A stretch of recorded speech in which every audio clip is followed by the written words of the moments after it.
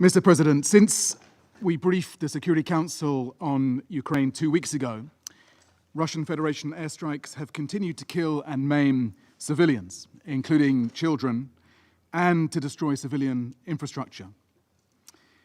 A massive strike in the densely populated city of Kryvyi Rih in the Dnipro region last Friday resulted in multiple civilian casualties, the second fatal attack on the city in a week. According to the authorities, 18 civilians were killed, including 9 children, and 75 others injured when a children's playground and nearby residential area were hit. The Office for the High Commissioner of Human Rights in Ukraine, which verified many of the casualties, reported that this was the single deadliest strike harming children since February 2022. In recent weeks, drone attacks have continued to strike cities and cause civilian casualties. Civilian infrastructure, including healthcare facilities, apartment blocks, schools, and children's playgrounds, have suffered extensive damage.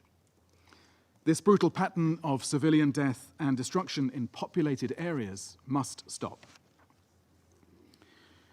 Hostilities have also continued in the frontline regions of Kherson, Kharkiv, Donetsk, and the border areas of Sumy, causing extensive damage.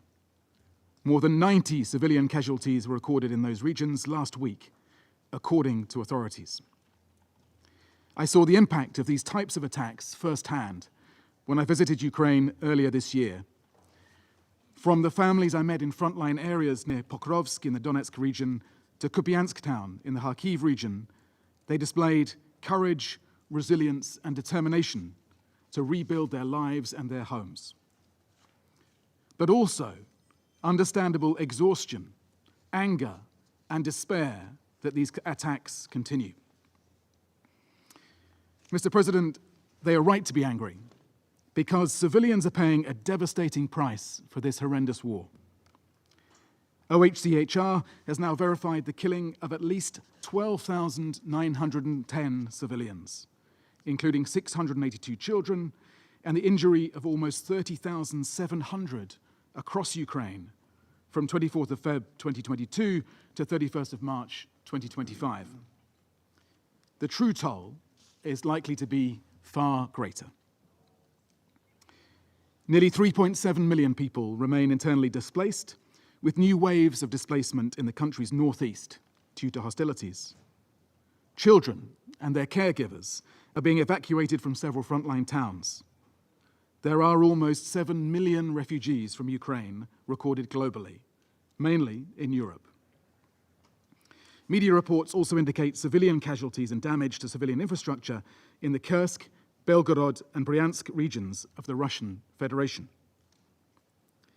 And we remain unable to reach an estimated 1.5 million civilians who require assistance in parts of Donetsk, Kherson, Luhansk, and Zaporizhzhia regions under occupation by the Russian Federation.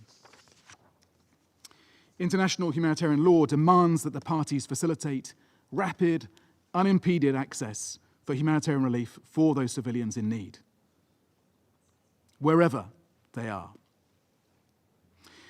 Mr. President, yesterday marked World Health Day, a moment to reflect on the urgent need to safeguard maternal and reproductive health, especially in crisis settings.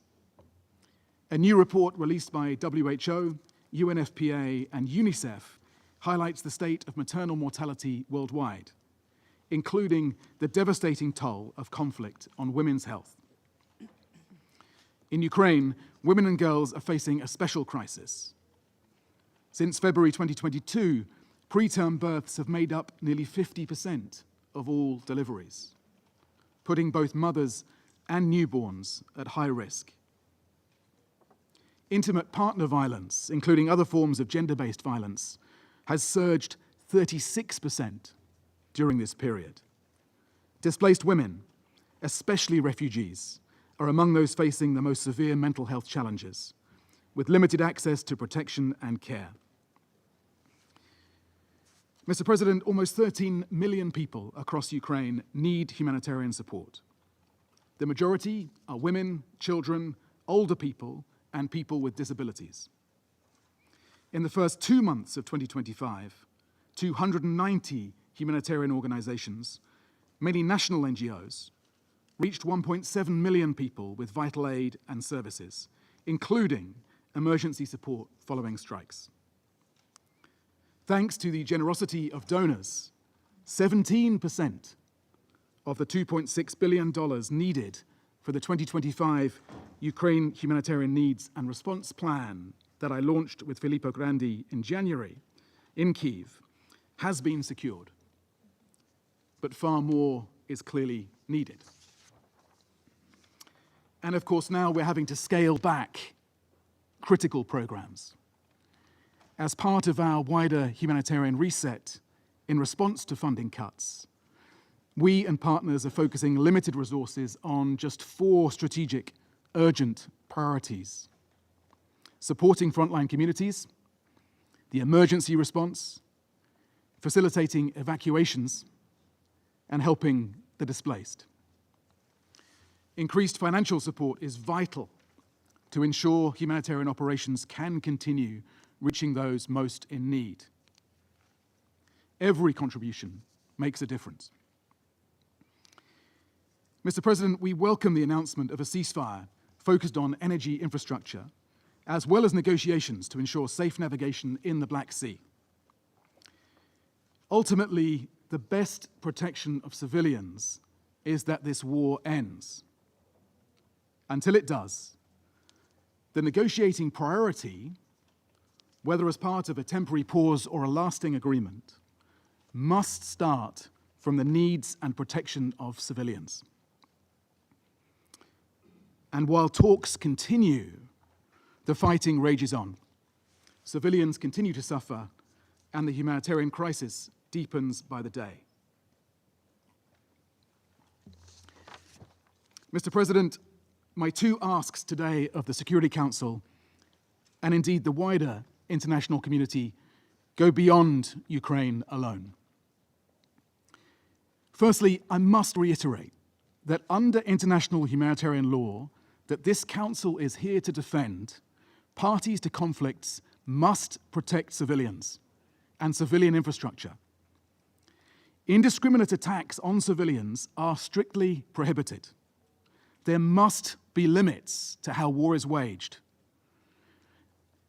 At its best, this Council and the member states here have upheld that idea that even wars have rules. Is that not why we are here? And yet, on my visits from Ukraine to Gaza, to Sudan, to Lebanon, to Myanmar, from where I returned yesterday, I'm seeing the opposite. That not only are we not standing robustly for international law, but in some cases, we are supporting its debasement. That's the common thread that links these conflicts. And if your principles apply only to your opponents, then they are not humanitarian principles. The world is getting more dangerous for civilians. On our watch, please, you can do more to ensure that this era of increasingly belligerent, transactional, self-defeating nationalism is not also remembered as one of callous impunity and brutal indifference, in which the rights of civilians are discarded again and again with a shrug. If we do not make our stand on this point consistently and unequivocally, then what do we stand for anymore? And how can we expect anyone to listen to us or hope that others will make better choices in the future? My second ask, Mr. President, is, of course, for the funding to save lives in an increasingly dangerous environment and this era of savage cuts.